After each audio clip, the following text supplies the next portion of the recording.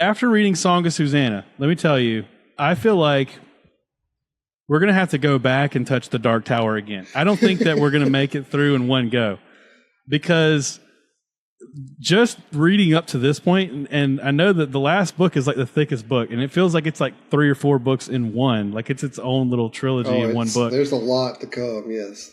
And I flipped through it, and my copy has like other book covers inside of it. Oh, really? Yeah, I'll have to unplug everything to get up and get it, but I don't want too many spoilers. So I've got an idea that it's a bunch of stories in one. Plus, this whole Dark Tower series so far has been about stories within stories within stories. Now that I've read up to this point, I want to go back and reread and redo those podcast episodes, because I feel like there's so much that we could have talked about if we were, like, you've already read it all, right? But I hadn't.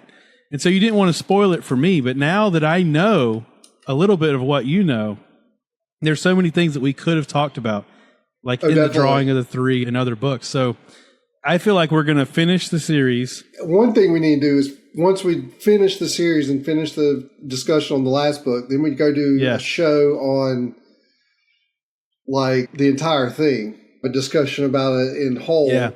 And then I've got that concordance book that I can bust out, because I've wanted to use it, but there's so much spoiler stuff in it that So I was like, once we're done, I was like, I'm going to break this thing out, and then we can really look things up and dive into different things.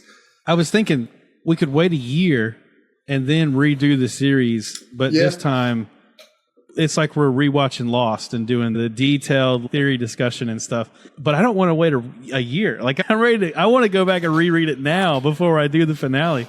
Yeah, but Song of Susannah. So this episode of Susannah. It's going to be all about the turtle. See demon the turtle baby of enormous girth. Yep, that carries the weight of the entire earth, or whatever the saying is. So I guess where does this book fit in your... as far as rankings? What do you think? I saw mixed... I always watch reviews before we do the podcast. I saw mixed reviews on this one. Obviously, there's going to be many spoilers here, so... And not to jump ahead, the one thing, I love this book. Like, it's hard for me to rank it. I mean, I still think Wolves is probably my favorite book out of all of them. Mm-hmm. But, like, God, I don't know. It's really, like, I still love Drawing of the Three is probably it, and Wolves are, like, so close together to being my favorite book.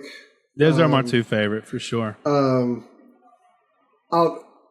thing about this book that stands out for me that I like so much about it is the wackiness. Not really wackiness, but like how expanded, like, and crazy the story gets. And like you're starting to get into like a time travel type paradox type things, and like, you know, in meeting the author of the book type thing, and like I think that's really good. And what I was going to say before is one of the things that I've seen that kind of divides people with, you know, this book and the next book is Stephen King, you know, being in the book. You know, even from this point, I like the idea that he's going with here. And one of the things I have to discuss is Stephen King and Gann and their relationship. So we'll talk about that in a little bit. But yeah, I mean, I like this book. I like the concept of it. I like the wacky, crazy ideas and the, you know, all that stuff. And I really like cause a will type thing where Andolini, he's back again, like, and all this stuff keeps turning and churning and stuff, and like you kind of get that idea of Ka being a will. When you said Ka is a will, I actually didn't think about Andolini. I thought about Stephen King, and one of the questions I have written down about who wrote The Dark Tower, was it King, Rowland, or The Tower? Like, Ka is a will. It's the snake eating its own tail, you know, like did the Crimson King seek out Stephen King to write The Dark Tower, and therefore Stephen King wrote it and the Crimson King exists? Or does the Crimson King exist because Stephen King wrote him to be what he is, to seek out Stephen King? So it's like, it is Kai as a wheel. You'll definitely get more answers in the next book about the relationship especially between the Crimson King and Roland and all that. But yeah, I mean, I think, if we want to jump ahead and just talk about the Stephen King part, we can. We don't have to go in any kind of order, but yeah, we don't have to go in any kind of order. But let me place so I agree that I think it's hard to place where this book is in your tier list of like what the best ones are, because the elements of this book, this is like hardcore Dark Tower. Like I'm on the path of the beam. You know what I mean? Like this is like way in the story. Some of the other books, it was like it had these whole other element. Like it was telling a whole different story. There's pieces of being on the path of the beam. It's dispersed through it. But this book is like, we're on the path of the beam. This is what it is. We're trying to get to the Dark Tower. In order to get to the Dark Tower, we got to find this guy. Here's Dark Tower in your face. Bam, bam. Right, yeah. and that's what I liked about, like, Wolves of the Kala had that. The beginning of Wizard in Glass had that, the first half. And this book has those elements like all the way. And I like that about the book. But I think the reason why it's hard to place in like your tier list is because I think it truly is a bridge book. Like this book is truly like bridging the gap between Wolves of the Dark Tower. Yeah, it is. It is definitely a setup book. Yeah, 100%. Like 100%, and that's why it's shorter than the rest. Yes. It's, in a way, a lot happens in the book, but also like not a lot happens. You know what I mean? Well, as far as time frame, like it's only like it has to be the shortest 2 days because she goes into the door and they follow her like the next day essentially. Right. And then like she's there that one day and goes to the hotel, and I don't think she spends the night. So yeah, she goes to the hotel, legitimately like bathroom the next day. So yeah, I mean a day and a half. That the whole book takes place in that time frame. That's true. Because Roland and Eddie go to Vermont, and that only lasts for like a day. Yeah, so it's all happening like in the same span of time. They're just all very different things. And then Jake and Callahan, they're kind of coming in at the tail end of it. Like they're like sort of after Susannah's story. Yeah, but yeah, I think that I don't know that anybody would ever say it's their favorite book out of the series. Not because it's a bad book, but because it is kind of detached from the rest of it in that it's almost like part of the book before it and the book after it. Yeah. Yeah, it's definitely a world building book, essentially. And it draws in a lot. Like there's a lot of kind of like loose threads that Stephen King had put out there that was just kind of weird. Like whenever I would try to convince Becca to read The Dark Tower, I'd always think about the succubus scene in the... And I would be like Wastelands, in Wastelands, and I'd be like, I don't know. I don't really know if it's like that's kind of a weird thing that's kind of in the book, and it kind of feels like it's disjointed a little bit. Or the scene in The Gunslinger where Roland has to meet with the succubus lady in the circle to get information or whatever.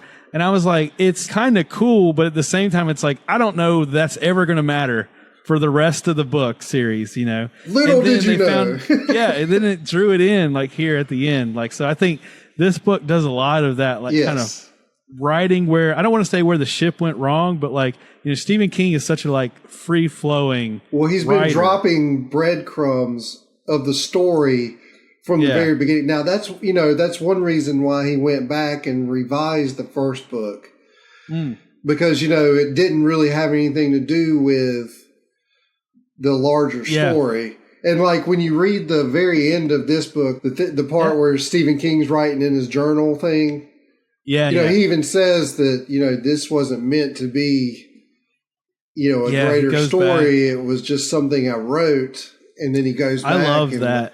Yeah. I love that whole thing too. And that's true too. I mean, like that whole thing is true. Like, Yeah. You can. I saw that magazine. I forgot what magazine it was that he mentions in here. Somebody had the complete set with the Dark Tower or with the Gunslinger. Yeah. And it was like, it wasn't, I mean, it wasn't like thousands. It was like maybe $500 or something like that. Oh, okay. That's not that bad. Yeah. That's really interesting. I really enjoyed it. I thought it was great. And the most polarizing thing about this book that everybody is like one way or the other on is the whole Stephen King being in the book thing. I don't know. I think that it's kind of like people that watch, we keep going back to Lost, but it's kind of like how people that watched Lost on television have a different opinion of the ending versus people that watched it later on. Mm-hmm. Most people that watch it now think it's a good ending, but people that watched it live thought the expectation surrounding it was something different. Right. And I could say, as someone that had only heard about the Dark Tower, from afar and had never read it before now, I expected Stephen King to be in the story as a character. Mention, like, there was... Yeah. You said that I forgot what we were talking about, but you said maybe it's like that TV show where in King, and I was like, maybe, I don't know. Let's find that out. So Red Dwarf had an episode where the characters go and meet the creator. I want to know if that happened before or after the Dark Tower. This book would have been 2002 or 3. Let's see. I can find it on IMDb. So Red Dwarf is an old show, but it left and came back. And it wasn't the original series that this happened in. So the original series was in 1988. Now, this was not that. This was later. What point in the writing did King know he was going to be in it? Knowing Stephen King, whenever he started writing the Song of Susannah. Well, my thinking is it's even before that, because, if you go back to Wolves and even the ending of Wizard and Glass with the Wizard of Oz and all this stuff, I think he's been dropping hints, especially with the author thing, where where the different stories and different authors, and I can't think of a specific time, but I know there were times when it's basically it's a major foreshadowing that there's more to it with him, but obviously he hides it well in the story. So it's kind of the whole Sixth Sense thing, where when you watch it the second time, you're like, oh crap, how'd I miss that? But definitely having read this series more than once, you definitely see things early on that they're definitely setting up, the whole mixed world thing. So my take on that is, I think that all along the Dark Tower has been a story about creating and writing and literature, and all of these various authors and stories have worked their way into the Dark Tower and into Stephen King's work. There's even, what is it? The Gunslinger or the Dark Tower itself is based on a poem or something. And then in this book, he talks about how he came up with the door, the rose, and the stone. Yeah. And I think that all along, this has been incorporating literature and works from other authors that influenced Stephen King, and even Stephen King's work. But I don't know that Stephen King really intended to write himself in the story until Wolves of the Kala. I think in Wolves of the Kala, he introduced Callahan. And I think he introduced Callahan as we can have characters from my other stories in these stories, and they can cross over. Like in the same way Peter Parker can meet Daredevil. But then, and Stephen King's process famously has always been that he kind of writes with, maybe a small outline or an idea, but he doesn't plot the entire book. He just writes it. He even talks about that at the end of this book. Yeah.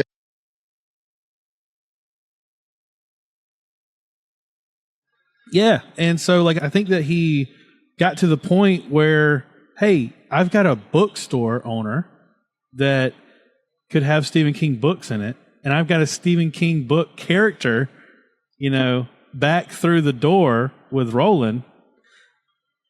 What if a copy of his book were to come through the door? I literally think that's probably how all this came to be.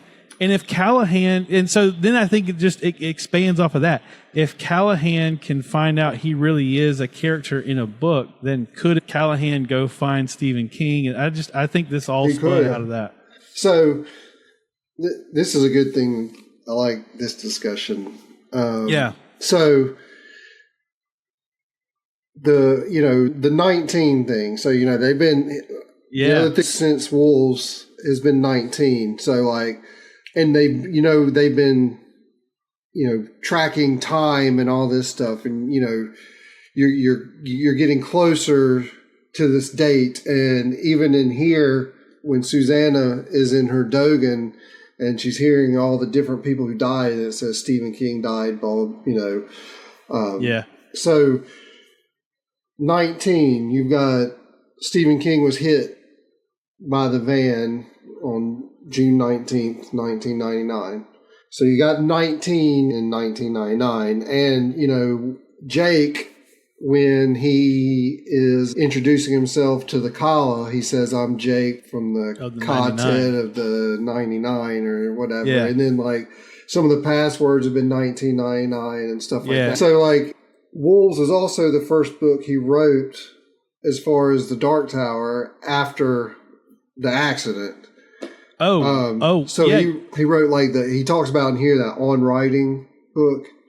He was writing, and then he writes Dreamcatcher, I believe, and then he decides to get back to the Dark Tower, and he talks about it himself in the book as King, that he didn't want to be the guy that is writing a long series, great series, and then die and not have it finished. Well, then he gets hit by the car and almost dies, and he almost doesn't get to finish it. So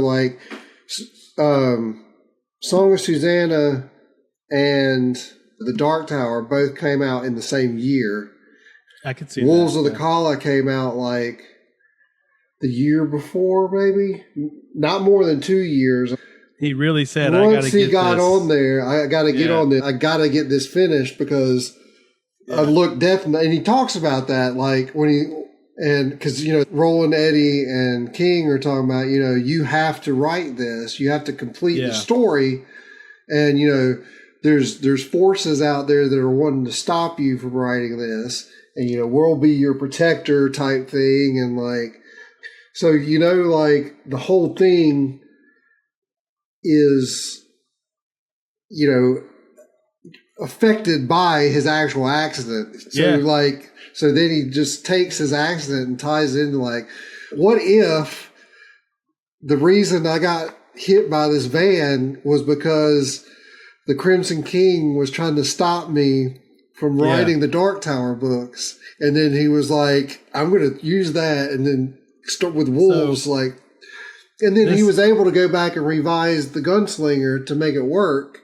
Yeah, so you're right. I think he was setting up for this. I don't know that he had all the details, worked out, but I think he was setting up for this as early as the Wolves of the Kala. Yes. And then he goes back and puts in the other stuff.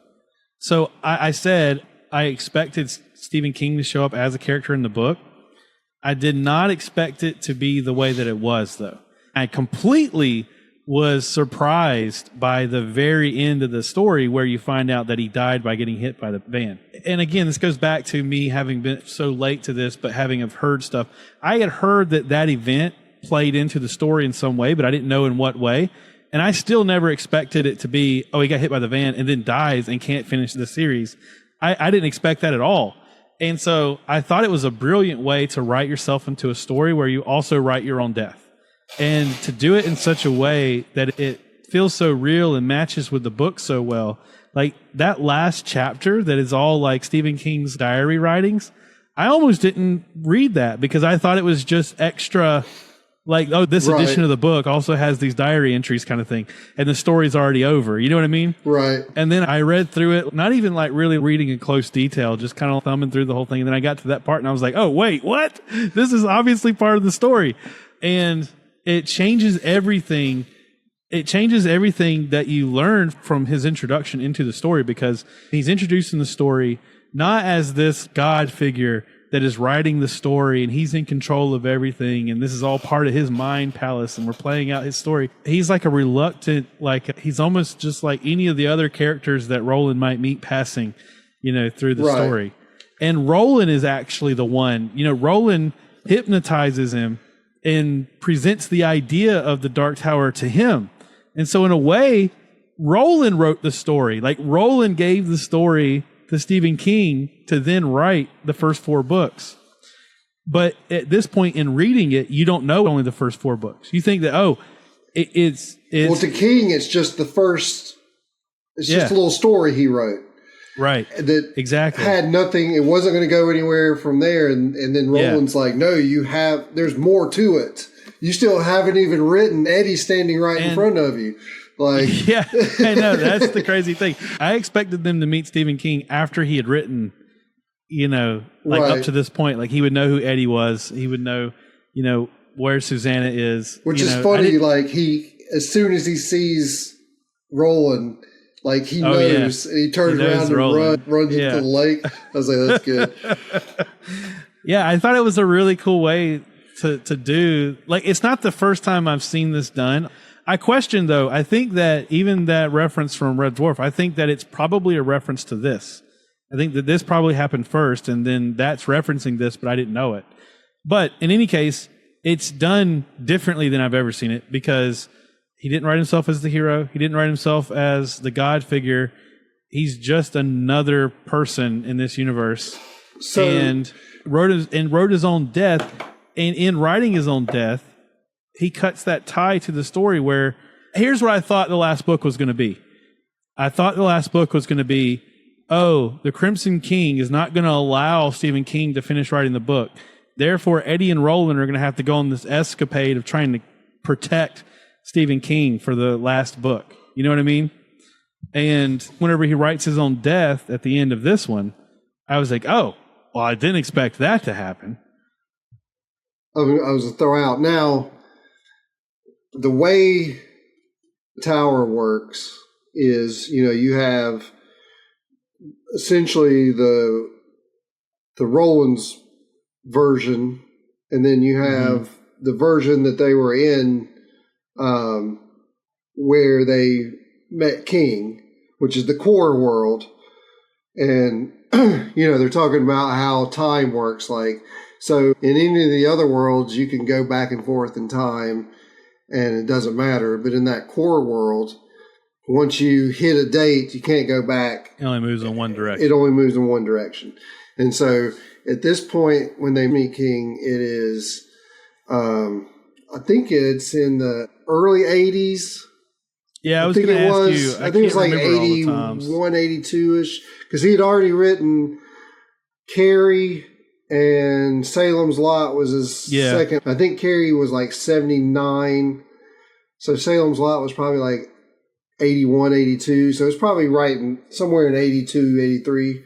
Yeah. He had seen some success from Salem's Lot. And I think he was working on, whatever. He was writing something else. Yes. So where Susannah is 1999. And it's the beginning of June, I think, because it shows the date whenever she's doing that. And so you got Roland, Eddie, and King, and Roland says something, we'll check up on him. And Eddie says, we can't check up on him because we have to go to Susannah, and she's in 99. And so in 99, Stephen King is on his own because we can't go back. So forward to the beginning of June, or that's what they're trying to do. Yeah, that's their intention. And their intention. And so King dies in the real world on June 19th. So what I was going to say is you hear it say Stephen King dies, blah, blah, blah, but in that world, it's not that date yet. It's not June 19th. Oh, because Roland, they haven't left yet. Yeah, well, and when Susannah hears that message, because she hears like, Kennedy's died, all these people died, Stephen King died. Well, she's in the Dogan, but it's like June 5th or whatever date it is when she hears that. So he doesn't die until June 19th, or that's when he gets hit by the van is June 19th. So what she's hearing, what is she hearing? Yeah. Chain of events hasn't happened yet in the core world. So like once they go ahead, or if they're successful in getting to her, they'll have in essence however much time between the time they get there and June 19th when he technically gets hit. So like you gotta wonder what that message is. Like it. I feel like we're too much into the plot of the next book. Like a little, but like it's in this book, like the dates. No, that's interesting. I didn't notice that. And then like in a million, I would have had to read through this. Well, that's probably one of those things I've picked up on having this being my like seventh or eighth time of reading this, but like I wouldn't have caught that. Yeah, unless I was taking notes along the way. This form of time travel, I guess it's time travel. Is different because you have different in different worlds. Yeah, and so let's say if they were on an adjacent world, Stephen King could already be dead. Yeah, or never have written it at all. Right, and this other world, maybe something different. And in those worlds, you can go back and forth. So maybe, I don't know, maybe she's hearing a message that's from a different time where Stephen King does die. Or, it'd be weird, like kind of one of those 11/22/63 things where she hears a message that says Kennedy lived or something like that. But like, rescued by a school teacher. By a teacher and a blonde lady. But so time is just weird. They say in the book time is like slipping or whatever. It's like, oh man, I don't remember. Yeah, man, I don't know. So there's all kinds of stuff. But going back to the who wrote what and things like that. So one of the things that he says is, they're talking about Gan. Gan is God. Yeah. And when did Gan start getting introduced? Because essentially in this book, I think. They may have mentioned. I was wondering who was mentioned in Wolves the Kala. Maybe like Hinchik said Gan, but they didn't really talk about Gan. Right. But now this is the book where they first. So Gan is like God, and Stephen King basically says, well, I'm Gan. And then he was like, well, maybe I'm not Gan, but I'm just a vessel of Gan. And so that's the other question is he the creator of this world, or is he like because, he talks about how when he writes the Tower books different than how he writes his other books, he feels like someone else is in control. And he's just to put it down on paper or whatever. Right. And like in a way, go ahead. I was going to say, and so that kind of leads you is like they, when he has him hypnotized, Roland says, listen for the song of the turtle and you'll know it's time to write, bring out this story. And so the turtle is Maturin, he's one of the guardians of the beam, and like he's the the one that holds us upon, the earth upon its back and all this stuff. And so like it is Gan using King to write this story. And then the other question is, why does the story have to be written for this? And I think Roland has to exist to be able to protect the tower and to do everything he's doing.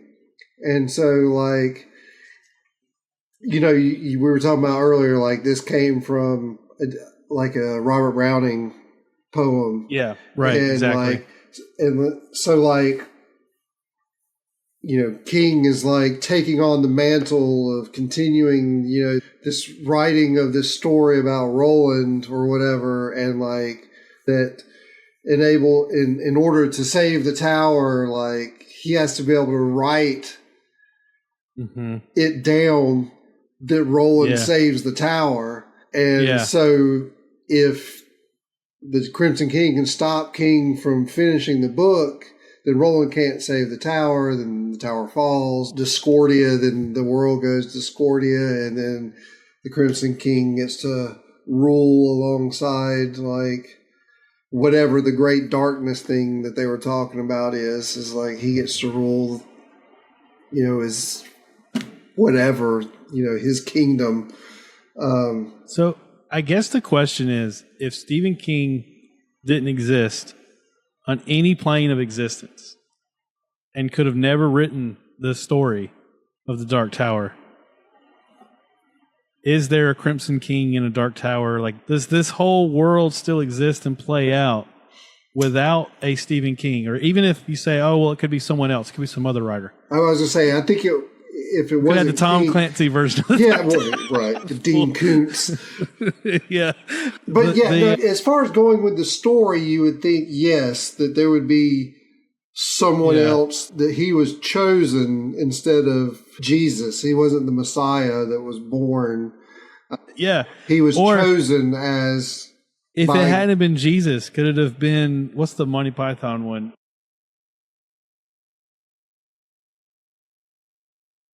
Could it have been Brian? Like, could it be that just like, to us, Jesus is Jesus. But like, if it hadn't have been Jesus, it would have just been some other poor schlub that got born. I definitely think, that Gan, like I said, I think it's Gan is using Roland as a vessel. And if Stephen King wasn't the vessel, then there would be someone else who was the vessel. Yeah. I kind of think of, so the way I think of it in the story is... But I think he was chosen early. Yeah, I think that Stephen King, like, there's some version of Stephen King on every, plane. You know what I mean? Yeah, exactly. And the way I like to think about it is, it's not that Stephen King created the Dark Tower by writing these stories. It's that the Dark Tower spoke to Stephen King and through him wrote the stories. But for some reason, as everything mysterious in the Dark Tower world is, it had to be written. Yeah.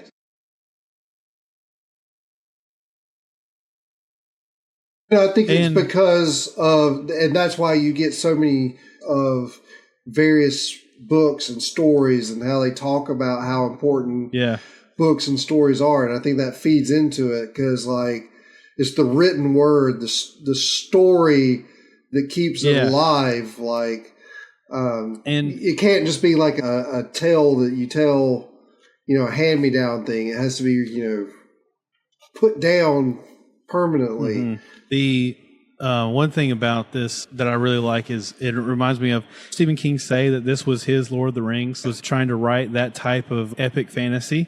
And he mentions it in this book at least twice. He mentions the Lord of the Rings. Yeah, he talks about it. Yeah, he talks about Frodo, or I can't remember the exact Frodo references. And Sam and all that stuff. Yeah, definitely. But whenever he's writing and he says the Crimson King can signal where he's at and can see where he's at, that's why he's scared to write. That's like when Frodo wears the ring. Right. And he's talking about the eye of... Yeah, it's the eye of Sauron, basically. Exactly, like the Crimson King's red eye. I really like that aspect of this story. And like he's borrowed, and that's another thing that he's been doing even before wolves, because it happens, the Wizard of Oz and Wizard and Glass, and you get other things like he's been incorporating other authors' stuff into this story. And that's just another instance of it where he incorporates Lord of the Rings into this with the Crimson King and the Eye. And it's just really well done.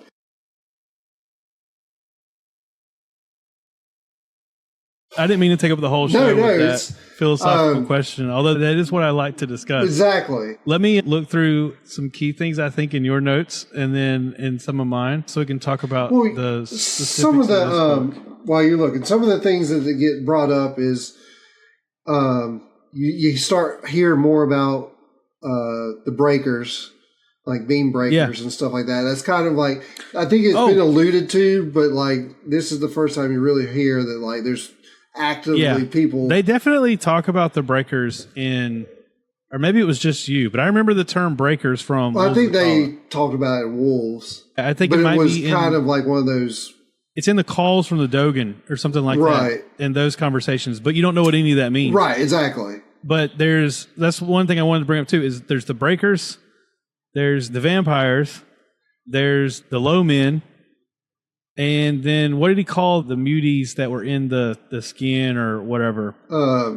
Susannah sees them when she's giving birth. Oh my God, we got to talk about that real quick too. There's something else. The people that have the human body with the bird, different animal heads. And they're covered their heads up with their heads up with a mask of human thing. skins. And I think they're called something else, but Cantoi is what they actually are. Is what they actually are, and they call them something else. Susannah, I think, had a word for them. Yes, she might have just called them muties. Tahines is what I was thinking of. Okay. So those seem like they're going to all work into the culprits and the Goonies of the next book. Yeah, definitely. Guess. But at the beginning of this book, they did a lot of talk of the Mani, which, they're in Wolves of the Kala, but it's not really mentioned a lot of, what they are. This one we got a little bit more of, they have plumb bobs and they can travel between worlds.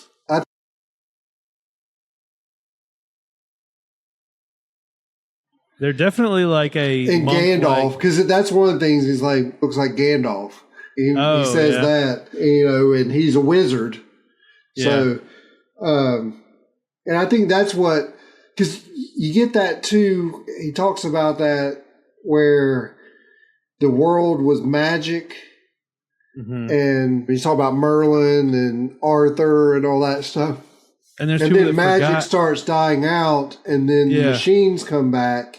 And then it starts dying out. Magic's kind of, and I think the Mani are kind of like that holdover group. They still have the magic part. They still hold some of that, power that they can do certain things. That sparked another element of the world building that is in this story that I'm sure is important to the next book, and that is the magic doors versus the technologically, mechanically made doors, where the doors that the wolves used to go to the Kala only work one way, which is why they had to use the train and all this stuff to... those are man-made doors. Man-made door. That was a really cool aspect. I'm sure that's going to be important going forward. Maybe. Mayhaps here. But the Mani are he even kind of mentions Amish. They're the group that kind of hangs out in the fringe and has weird beliefs and things like that, but they're actually pretty down with stuff. And the one thing kind of with the world that they're on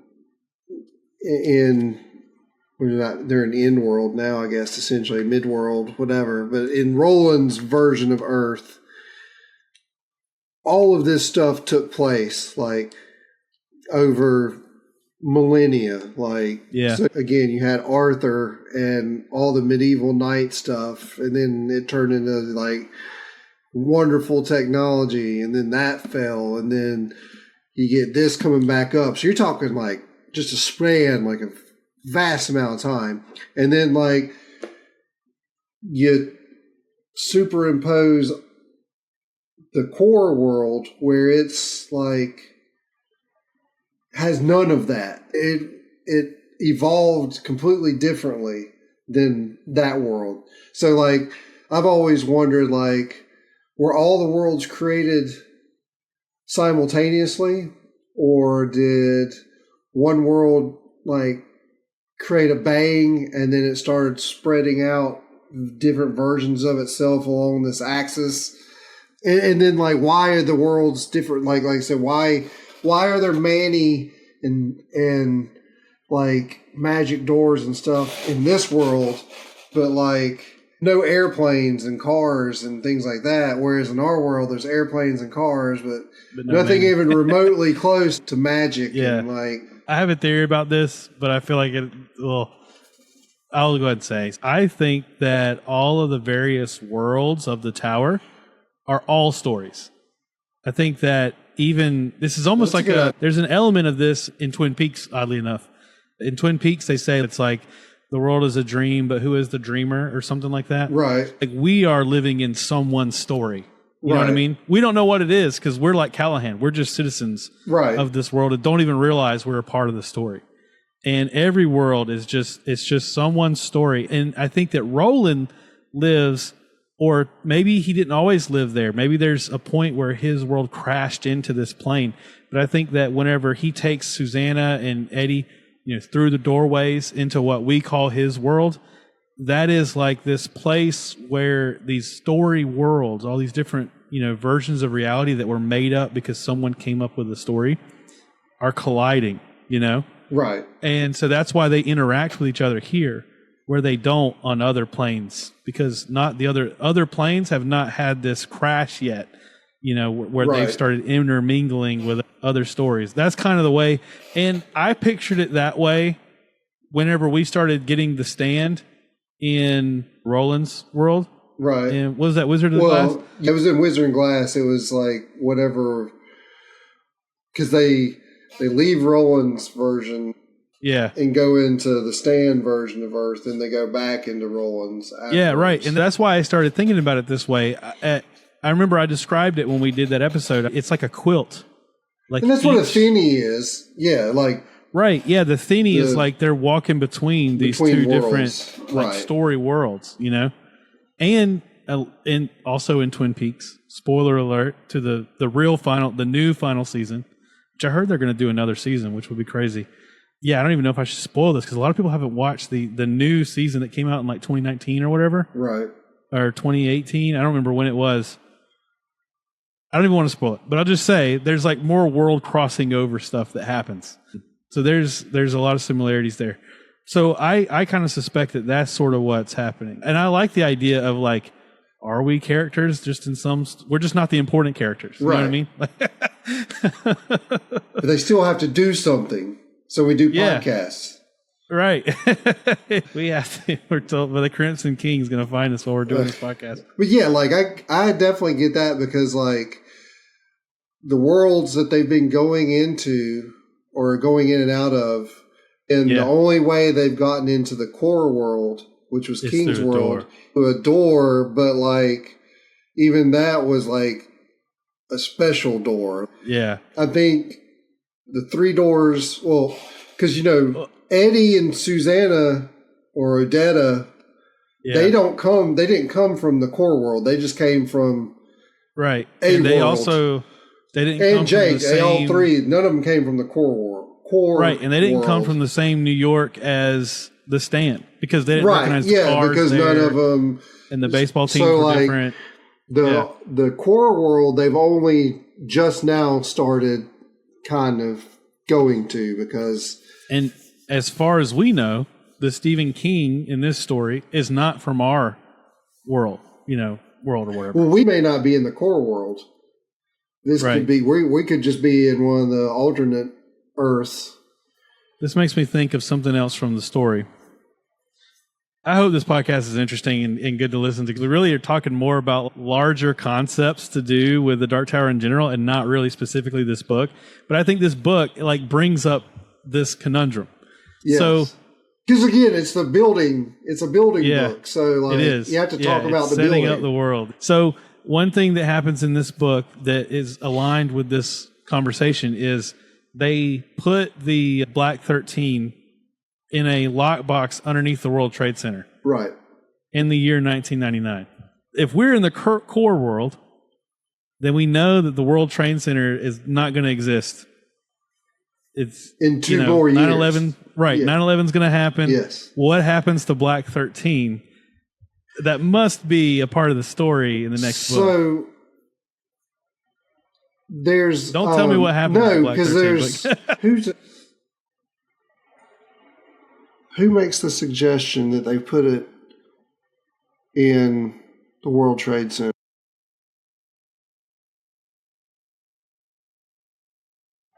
It's either Jake or Callahan, but I don't remember. But which. there's a part where they allude to knowing if they put it in there, I think that's where to put it, because they don't know, but the person that gives them the idea to put it there knows that that 9/11 happens. I have to look at it in the book again, because it may have been King. Yeah, I was going to say when he King reaches does send out a letter, when he reaches out to Jake, which they're in the year 1999 at that point, right? Yes. And King sends them a letter. So King has written the first 4 books. 9/11 wouldn't have happened at that point. No, so King shouldn't have known that 9/11 was going to happen. So no, you're right. No, at that point where he's already written the books. Yeah, and that he's written the first 4 books. That had the 4th book came out after 9/11. So yes, so he would have known that 9/11 happens at that point in time. Because Wolves of the Kala, or what am I? No, the 4th book would be. 4th book is Wizard and Glass. That's right. Yeah, Wizard and Glass. So but I swear there's a part in the book where someone makes a suggestion to put it there, and it's because... Is it the street preacher guy? I don't know. I'll have to look that up. Wizard and Glass came out in 1997. And the next book came out in like 2002, or I think maybe Wolves. But yeah, but I think there's I'm going to double check that.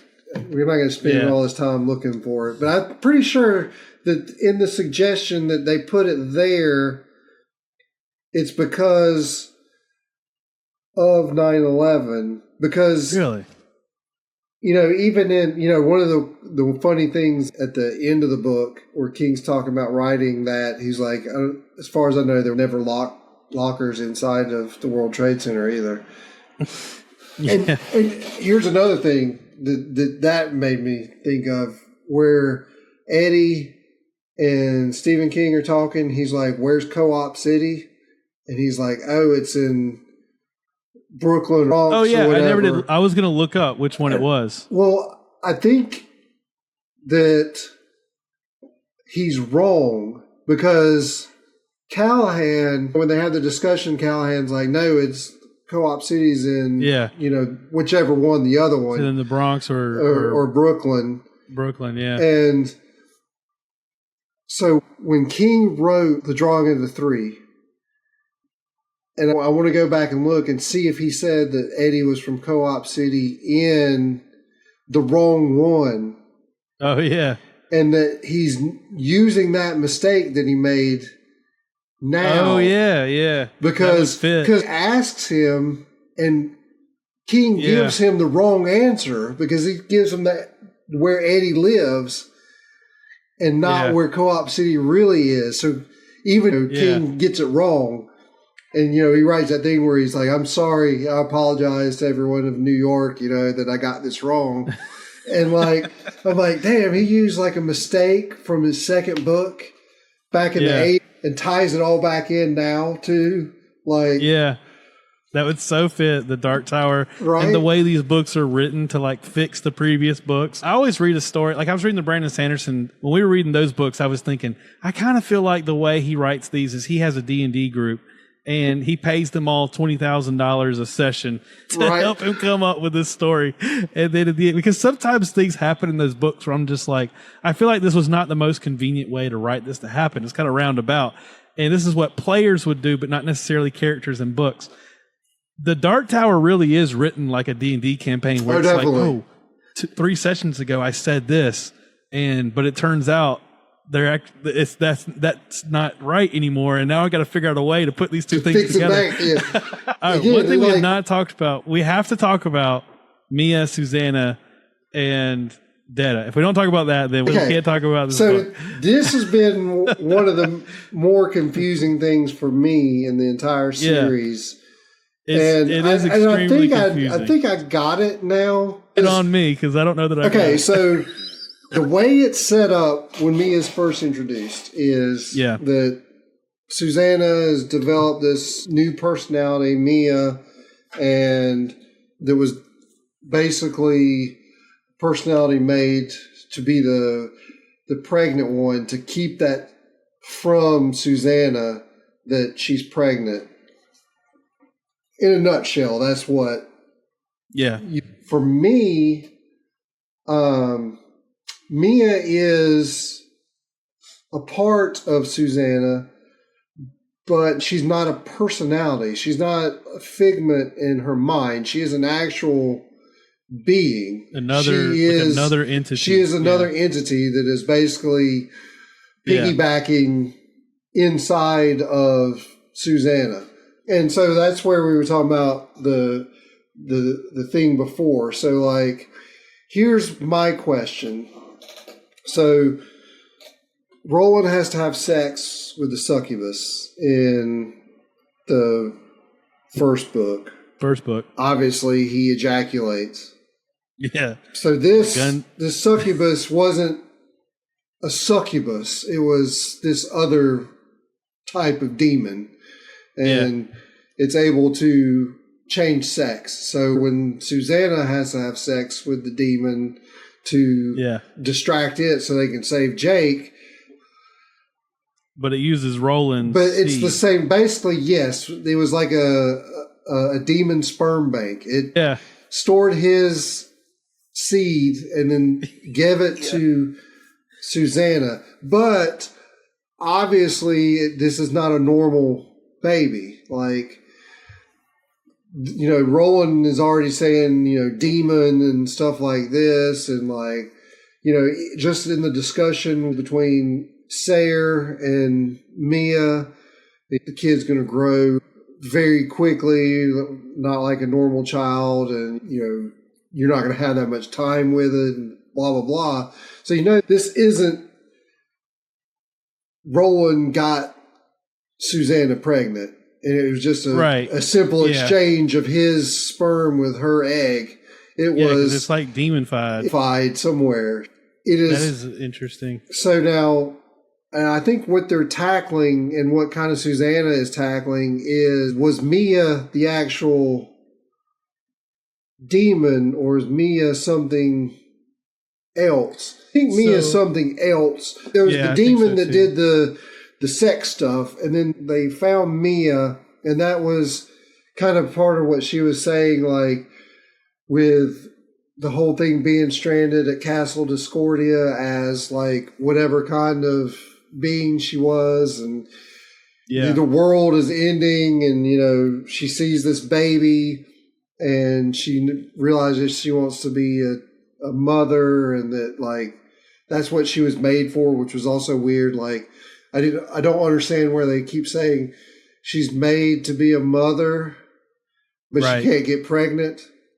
Right. Like, I was like, that didn't make sense. And so Mia, it's a tragic. Mia's story is actually, it's very tragic. Yes. I thought this story was good. The whole like sperm swappy thing is the weird part. But also cool how it's been set up since. Right, I was gonna say, but it does tie together that loose end really well. Yeah, it gives purpose to some strange scenes that happened earlier in the series. So like, Mia is literally a succubus. Like she lures people in to have sex with her. She makes them kill themselves while they're lusting after her and all this stuff. And she sees a baby for the first time and she wants that. And it's like she has this power that she can seduce any living creature, but yet she could never have a baby. This is something that she can't have. Right. And she wants it so bad that she would give up what she was to have it.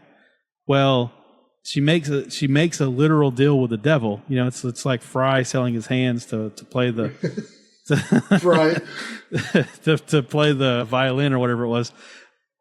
In this devil's bargain, she believes, she's going to be able to have a baby. Well, the only way she can do that is if she possesses a mortal woman's body that can carry the baby for her.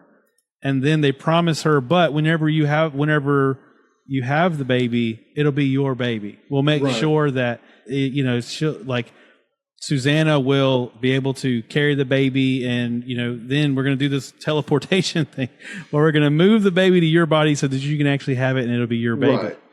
The only thing is, as all deals with the devil tend to do, the cost here that she doesn't realize is that they really have all along had this plot to use Roland's sperm, create what I think is going to be a anti-Roland. I think they're trying to birth a champion to fight Roland is kind of what I think they're doing. Which goes into the whole story thing, because that ties into the King Arthur story with, the baby's name is going to be Mordred. Well, Mordred is from King Arthur, his child that wants to kill him. Oh, wow. I didn't realize how connected this was. Yes. Okay. So, Mordred in King Arthur is I can't remember if he is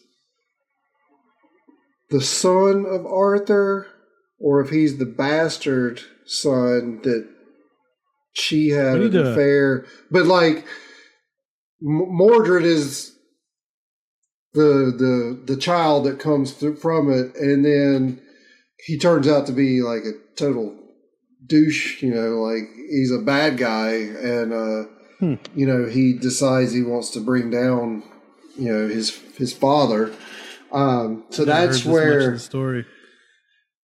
Yeah, so that's where that kind of comes from. So even her saying his name is going to be Mordred, that's kind of giving you the foreshadowing that this child is being bred to do the same thing that Mordred did to Arthur many eons ago. I thought it was going to turn out. It didn't. I was completely wrong, but I thought it was going to turn out that Susan was Mia. That Mia was going to turn out to somehow be Susan.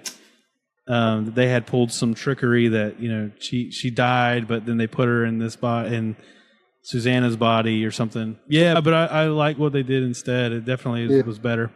So I think kind of what we were talking about earlier was they're transferring. That's very interesting too, because at first you have Susannah who's pregnant in wolves. And she doesn't look pregnant. Her breasts were getting a little bit bigger, but her stomach wasn't really. I mean, it was doing a little bit, and she was still having her period and stuff like that. Yeah. And so, but then when Susannah went into whatever Toadash world that she goes in, where her and Mia are separate, Mia is very much pregnant. Yeah, and she's not, but then at the end, they're talking about it, and it's actually, it is Susannah who's pregnant, but it's still Susannah that's pregnant. But then we're going to split y'all up, and we're going to make the baby come out of Mia and not Susannah. And that's kind of okay, the whole thing where you're drawing lines and that definitely is the most confusing part. So I wasn't even sure whenever they're in the final scenes of Susannah's story. I wasn't even sure that they were two separate people. the way I was reading it, they kept referring to them as if they were in two separate beds. And I was like, when did they split? Like, I don't even remember when that happened. That's me too. Then, I got the same thought. Yeah, but then they do finally say like that they did split. It was just, it happens all just like really quickly, you know? And then the book ends like right there. Yeah. So then, like, you know, you have Callahan and Jake who had gone to the hotel, gotten Black 13, put it in World Trade Center, and then they go to the Dixie Pig. I was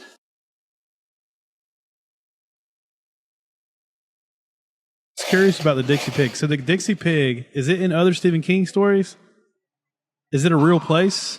Well, I've seen places called the Dixie Pig. That particular sounds like one, a barbecue place. It's sounds like a place that would have fire barbecue here in the South. And awful barbecue up north. In Rock Hill. It would serve glass mason jars in the South. Exactly. And plastic mason jars in the north. But in Rock Hill, there's a place called the Dixie Pig. It's supposed to be really good. But I believe there is one in New York, a few places called the Dixie Pig. And then, like, I was looking, I can't remember what I was looking on, but there was a picture of a place called, it had like a wrought iron pig. And it had Dixie under it, and then it had a black door with a picture of a red eye painted on it.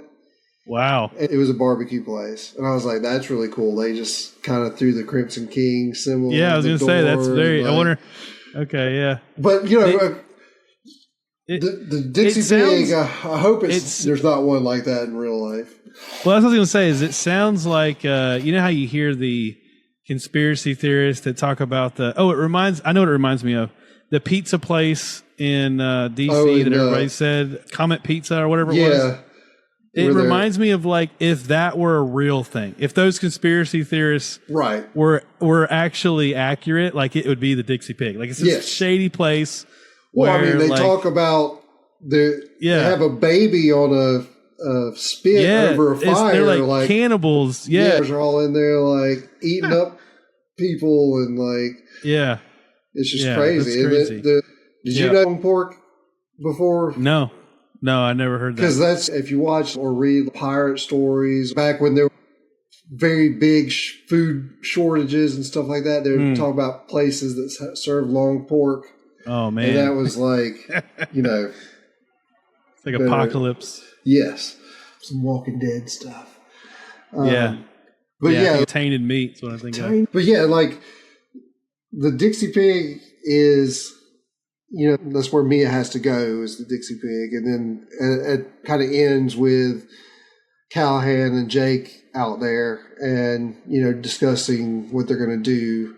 Susannah has dropped the Scapolda, and Jake knows that there's supposed to be something out there, but, you know, he couldn't find it where he thought it was going to be. And then, you know, they get closer. But so, like, you know, as far as that storyline, you've got, you know, basically Mia and Susannah and the baby's crowning, and then you're done. And Jake and Callahan are basically walking in to the Dixie Pig. They just get into the Dixie Pig, and then, you know, their story's kind of done.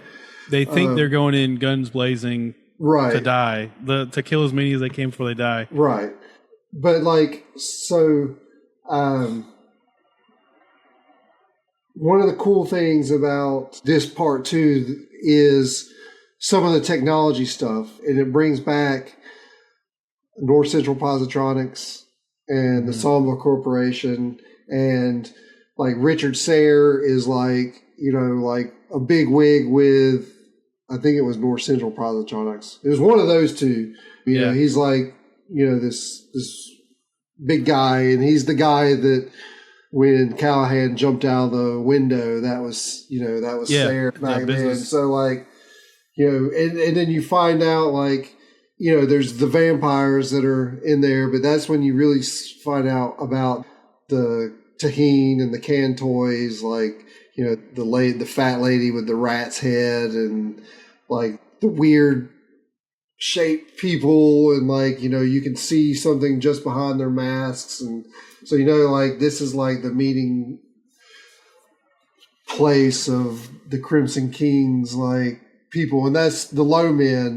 That's where the low men are, and like all that. So this moment in the book felt like almost like a Eyes Wide Shut kind of thing, right? Like it was like she's surrounded by all these people with masks on, but they make them look human. Right. Some of them are not wearing masks, and they have these creatures, and it's like they're all like, having a party. It's like it feels like a 1920s, like they're beaded gowns and like and she's like the subject of this party, even though she doesn't understand what's going on.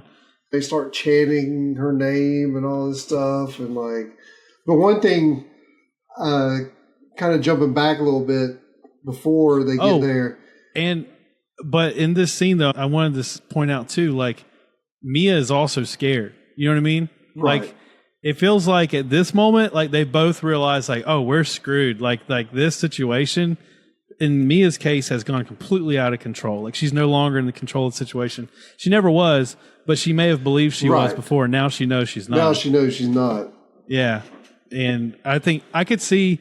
Again, I always liken this to a TV show because I hope they make this a TV show eventually. But I could see this being a really good culmination to that build-up story of those two together. Yes. She realizes, because like Susannah starts planting that in her head, like, the deal's not going to be as good as, you think it's going to be. And, she keeps saying stuff like that. And then like, it goes from, you'll probably have him for 7 years to 5 years to like, when the one guy, when she's about to have the baby, like, it's the Crimson King's child or whatever, and like she realizes that it's going to be, they're taking him straight to the king. And so like I think she's starting to come face to face with reality at this point, and she asks Susannah, like, I forgot what she says, something, but like, kill me and him or whatever if like they try to do whatever. And she's like, I'll do what I can or whatever. And there's the whole thing too where they were talking about earlier, like what Roland and them were worried about. Susannah would have this baby and it would come out and kill her. I thought that might happen. I thought it was going to, instead of her giving birth to it, it was just going to like eat its way out of her. It's going to do the chest burster thing. Well, I mean, still could happen. Who knows? Yeah, no, it still could happen. Or once it's born, it's going to need to eat, Right. Mordred's hungry. My chaps are hungry. So, yeah, like, I like her story. And, the whole thing, the Song of Susannah, like, wondered that too, what Song of Susannah was supposed to mean. And I'm pretty sure it's, the Song of Susannah is talking about that song that she keeps, the Man of Constant Sorrow. I forgot about that. And I kept thinking like, like Song of Susannah is like maybe like a, like those songs like that were popular in the 70s that were like a story, like The Wreck of the Edmund Fitzgerald and like Bye Bye American Pie, like, and I always thought, maybe Song of Susannah is like, I think more now that it means like that song represented and her struggle, and it also has come to like where this part where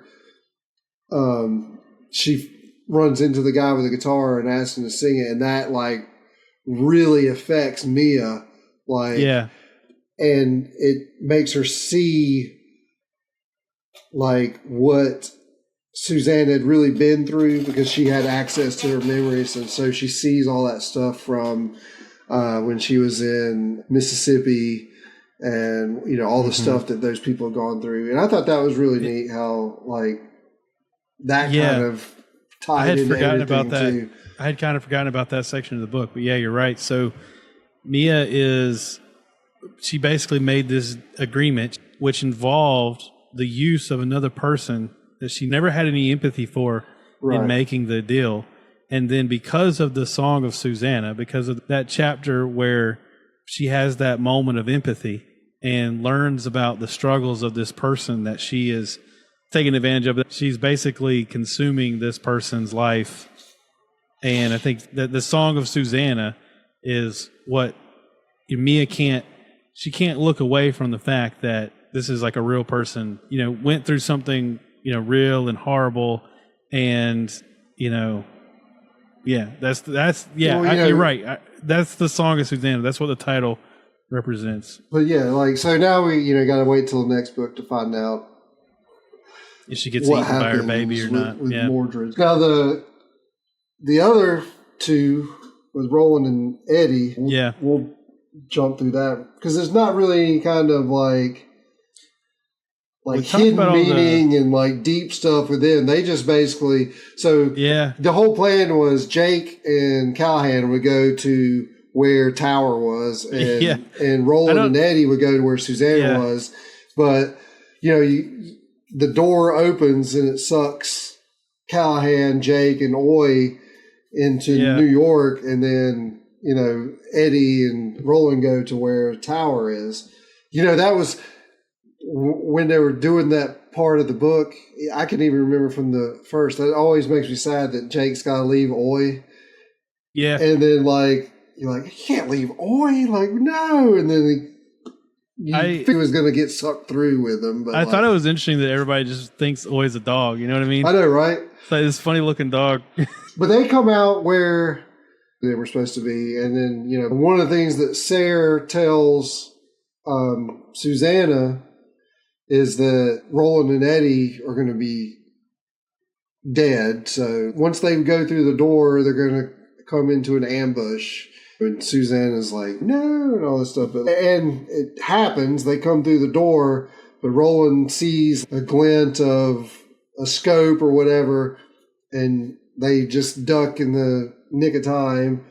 And they get into this gunfight and realize that it's Jack Andolini and the mob that they've already defeated twice now, I guess. Another cool callback to back books and back characters and different worlds. These guys still exist. They've killed them in these other two worlds, but they're on a different world now, so they're still around. And this is the Western shoot 'em up action part of the book. They hide out in a store. You get the whole you think of those old Westerns where they're having to shoot up in the town and they're hiding in the glass behind the old wooden building. That was this whole scene was that. And except for the other guys had machine guns and they, killed a bunch of people. But one of the characters that they meet is this guy, John Cullum. And so for me, and it's not really a spoiler because you haven't seen the last of him, but he is my favorite side character from any of the King works or most other works. He's just a very unique character, and like I said, he starts. Roland sees it in him from almost the beginning that there's something different about this guy. And I was going to ask you if he was a character in another King novel. No, but there is maybe not there's a lot of books, and this must be a northern thing, I guess, because there's all these books where these people have their summer houses, but they have a caretaker that does the caretaking thing, because that's what he is. And there's a lot of different caretaker people in his books that take place around there, but not him named specifically. But of course, on another level of the tower, he could be have a different whatever, But this guy John Cullum helps him escape just in the nick of time after they kill a good number of Andolini's people, but they're still there, and they don't want to get trapped, and he has a boat, so they go to his house and all this stuff, and like, so he's kind of like, you get a lot of backstory for the area, and it turns out that he knows about Stephen King. Never read his books, but he knows that he lives close by, and that kind of gives Eddie the idea that like it's not a coincidence that King is this close to them, and this is this guy from this book. So like, and then they talk about this other property on Turtleback Lane, and that this guy said that he's seen like what John Cullum calls walk-ins.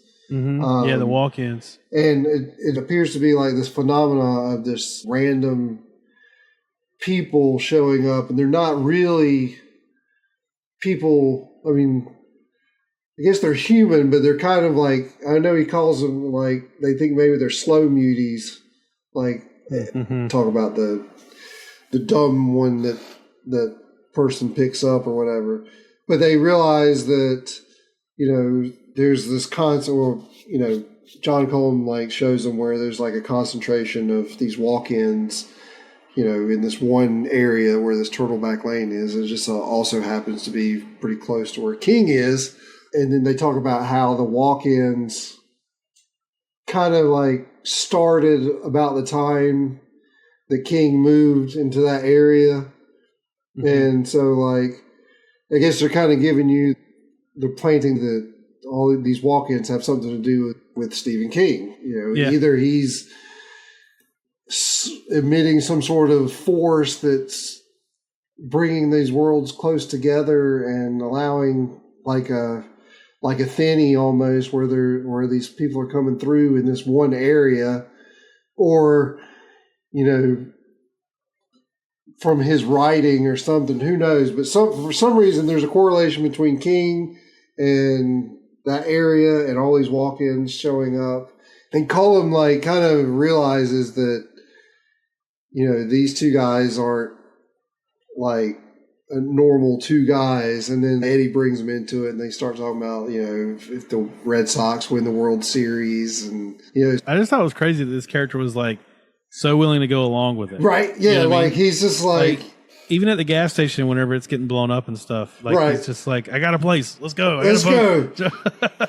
That's why I was wondering. That's why I like him. That's why he's like such an intriguing character. When he realizes that they're not like from his win or where or whatever, he's just like, meh. Like, yeah. Okay.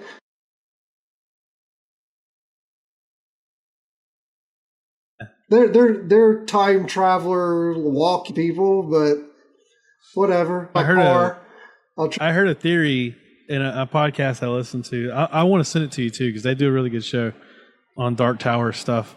The theory they had, and I don't remember the name, was that originally that might have been Stephen King's character in the book, and then maybe he thought, oh, that's too gung ho, I'm going to write him as this John Cullum character.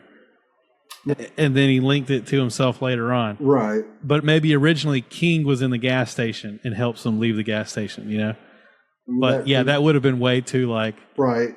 Rambo Stephen King. Yeah, right. Ripping the shirt off.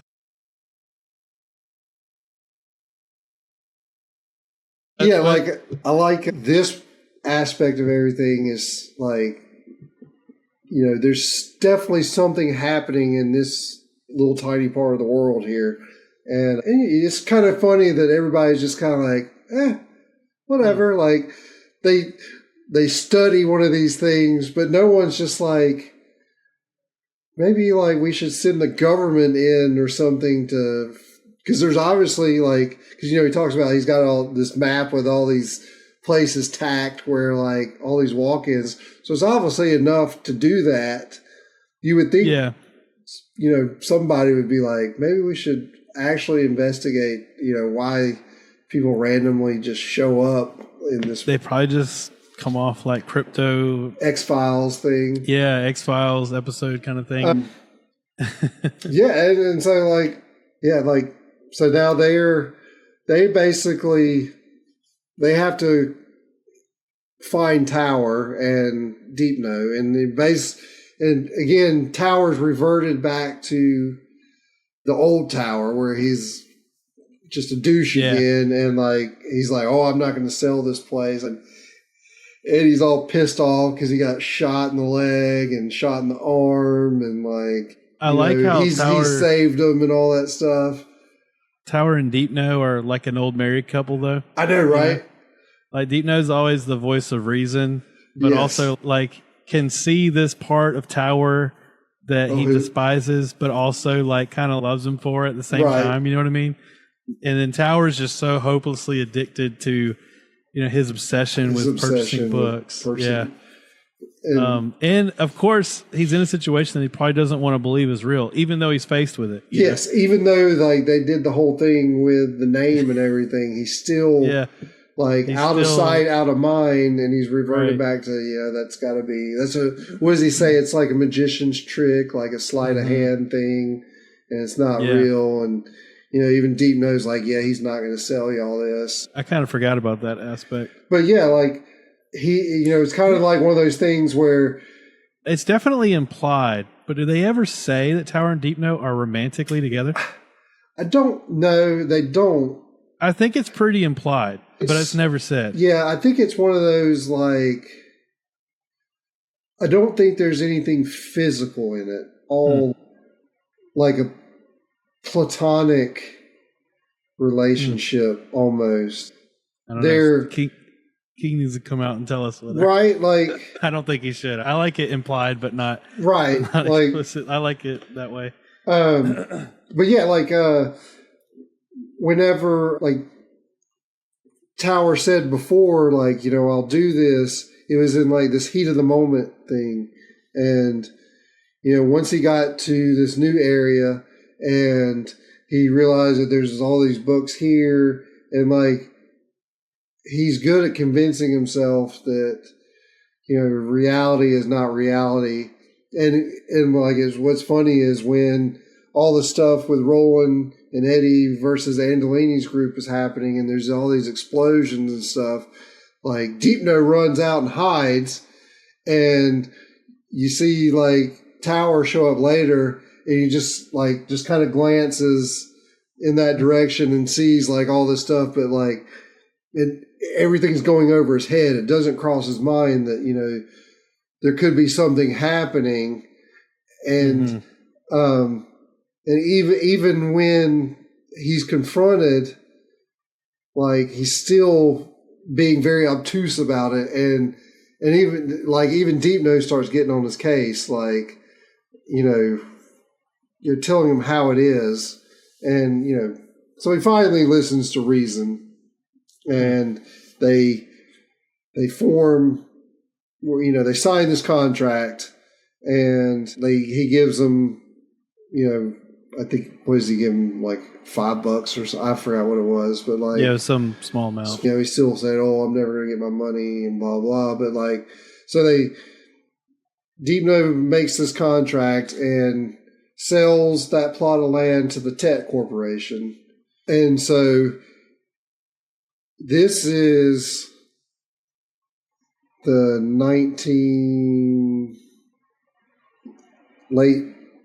I think when we were talking about earlier, this is like 81, 82-ish, something like that. Oh, yeah. So like they do this, and so they're making this corporation of Eddie, Susannah, Roland, and Jake, and Oi maybe, called the Tet Corporation to take over this plot of land and to protect the Rose.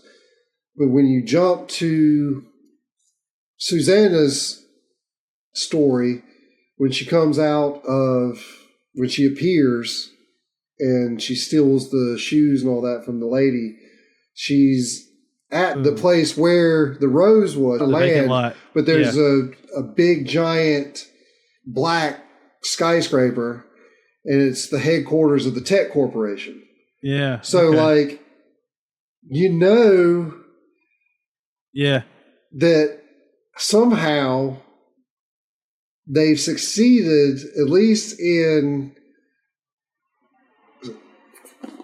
having something to be able to build this giant skyscraper in New York. And they even talk about how there's a garden inside there's this garden and there's this special rose in the middle of this garden. And so like, now you're like, but what's the tech corporation? Because this is just something Eddie has just made up and that's all you know about it so far. But obviously something's happened between 1982 or to 1999. So like, where did the tech corporation come from? Whoever did it protected the rose. And whoever did it protected the rose, and they were obviously, because it couldn't have been Eddie, Susannah, or Jake, because they're doing all this other stuff. So someone has built the tech corporation, and they've been talking about like having to get money from Susannah's relatives. So there's that possibility. Like, there's possibility that like they reach out to someone else, or like maybe Deep No or something like that, or Tower or someone. They're still connected with it, and somehow like. Yeah, it must have to do with Tower and Deep No, because whenever I first read that part in the book, I was thinking Roland and Eddie. Did they ever? I know that their intention is to go to where Susannah is, but they don't do it by the end of the book, right? No, they had just left King's house, and they were going to try and go. Because what did Eddie say? Eddie said he had to do something, and I can't remember what it was now. But he said like he needed to do something, but they were also wanting to go to that Turtleback Lane where that one guy's house or whatever. That John Cullum was telling about, where the walk-ins were all coming through in that one area. I remember Turtleback Lane. There was some house on Turtleback Lane where the majority of those things were coming through, and that's where John Cullum told them that they should go that place. And so that was their plan, was to go see King and then go to that Turtleback Lane place. But I feel like when they left, Eddie was like, we have to do one more thing. But yeah, so they haven't, because they still have to find a door or something, or a thing to get through to where she is.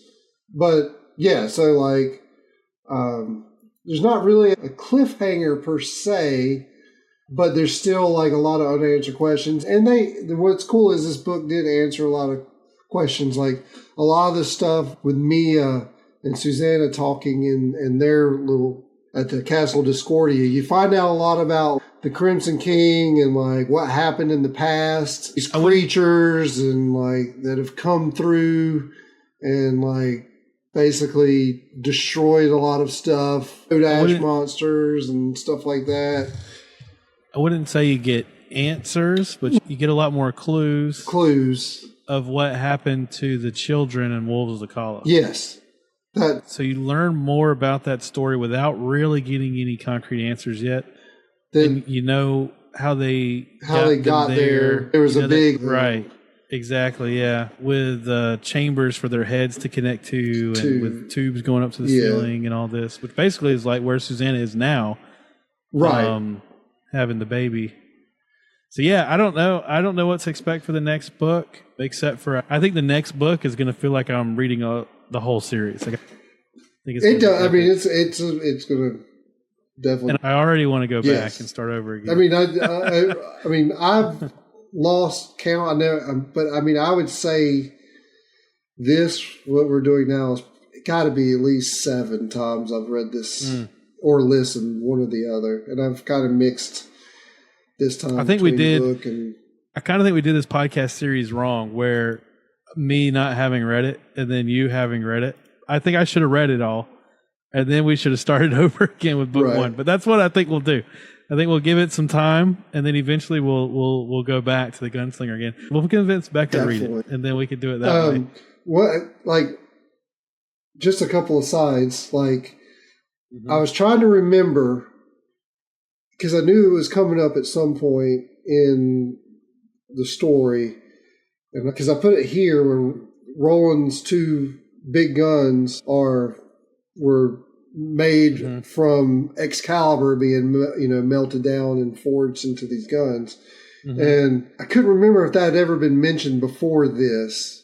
I don't think it had, but I wanted to. It's just kind of another cool thing where, like, you've got Arthur Eld, and like Roland's a descendant of Arthur, the line of Eld, and that Excalibur really existed, and they talk about so like it's another one of those things where his story bled over into our world and was told in the story of King Arthur, whereas like in this world you got the Beatles songs and different things like that bled over from. So that's a really good use of that. Like, it's really cool tying into like that again. What a gunslinger is like this noble knight kind of, and he's got he's literally carrying Excalibur.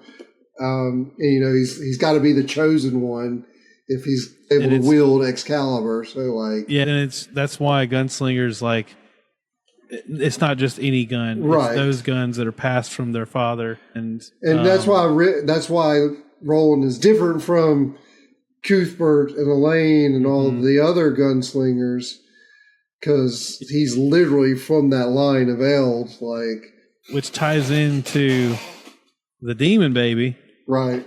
Because now we know that it is as well. Yes, it'll be from the line of Eld. Oh shit! I didn't put that together till just now. And then, like, again, you find out like a little bit more of like End World, where Castle Discordia is, and like this bridge over nothingness where like there's all these creatures that are in this abyss thing, and then you find out that like there's like cells in under Castle Discordia with unspeakable monsters in these cells, and like you don't like there's a thing where it's like talking about you don't want to open this one thing or whatever, but like so like, and then that kind of feeds back into other things like the Mist and things where they're talking about these monsters that exist in this Toadash space. So you in between the in between worlds thing, and I in think between about worlds the there's like 12 Stones at Ackerman's Field, or whatever the name of that. End. Shut so that thing doesn't come through. Yeah.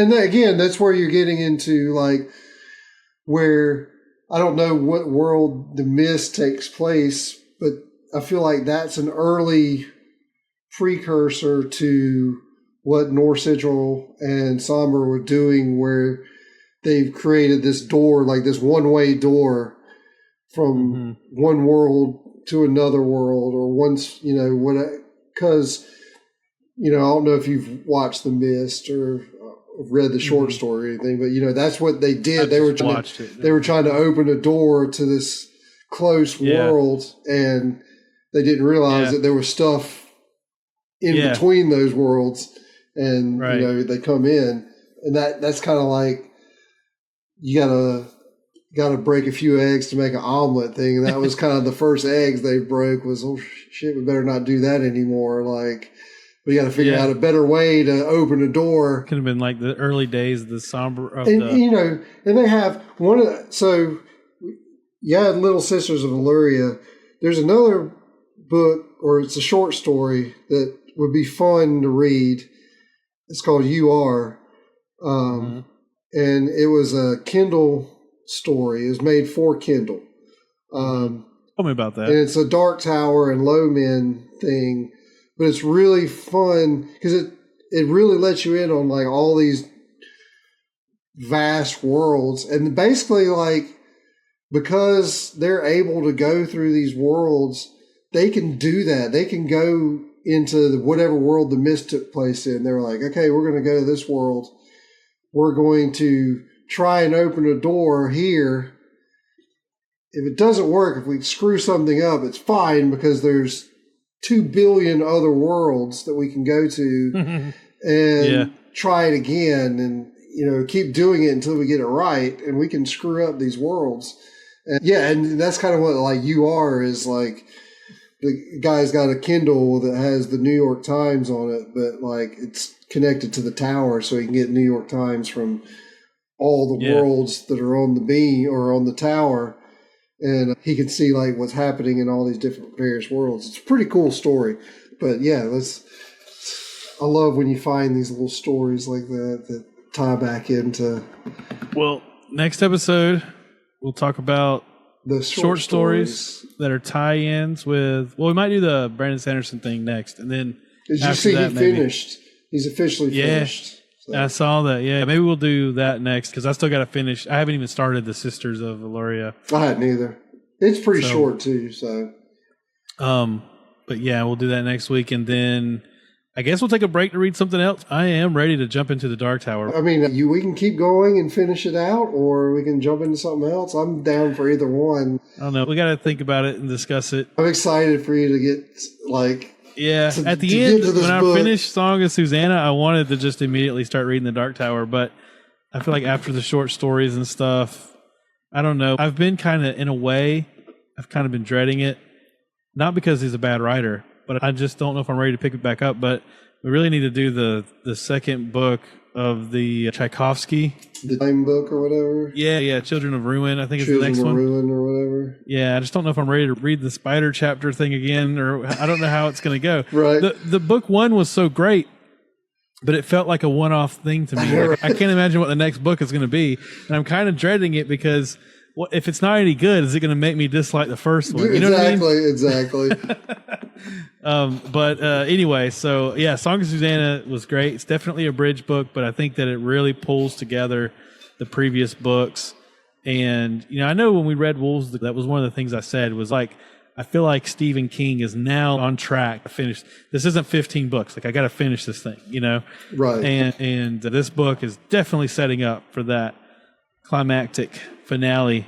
I'm excited for it, and I'm ready to start over again. I'm ready to do it's fantastic when you do it over again and you pick up all the things that you missed the first time that didn't realize would tie in. It's like watching Lost, multiple times and stuff like that. Yeah. Like you keep picking things up. I remember when you told me that like people appreciate it more after having read the rest of the series, and I just thought it was when you become a fan of the series, then you'll want to go back and relive that first book. But there actually is, like now knowing about, the whole situation with Mia and everything, there actually is things that I say, I want to go back and reread that first book to see what clues were there that, I didn't notice, I think it would be interesting for us to find the list of changes that Stephen King made to the first book. Right. That would be an interesting thing to look at. But because I know he added most of the stuff about Susan, the references to Susan, that was all added, but I don't know what else was added. That would be a fun thing to do, to compare and contrast. Yeah, I was going to say, I think the mentions of Cuthbert might have been, maybe, but that can't be because that was a big part of the story. Is whenever he used his hawk too. Right. So I mean, that would have been a lot shorter of a story without that part. Go back and read those.